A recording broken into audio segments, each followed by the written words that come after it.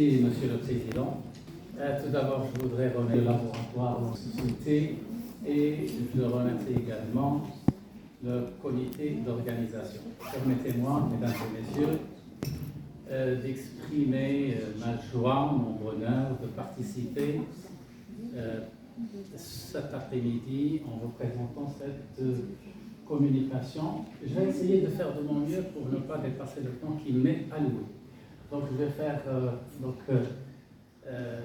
cette présentation sera divisée en deux parties. Je vais dire juste les grandes lignes et puis je vais finir par un quiz.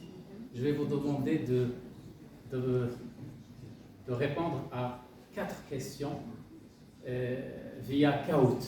Je vais vous demander d'utiliser à la fin de ma communication votre smartphone.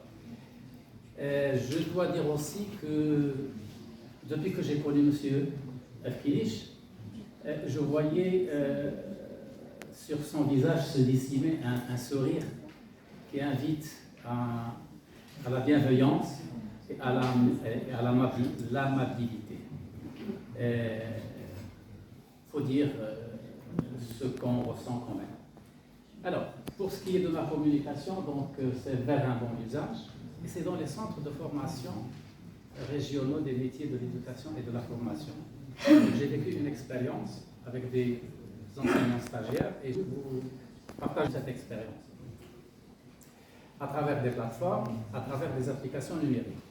Donc l'objectif de cette communication, c'est développer la compétence de la production de l'écrit via le numérique chez ces enseignants stagiaires, développer également la compétence numérique chez ces enseignants parce qu'ils sont censés utiliser le numérique dans leur classe et les amener à interagir via le numérique et bien évidemment les amener à collaborer, à produire des contenus à des fins pédagogiques.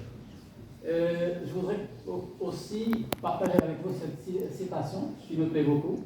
Nous quittons l'ère où on courait après l'information pour entrer dans celle où l'information en court après, et c'est Michel Cartier, un professeur universitaire de l'Université de Montréal.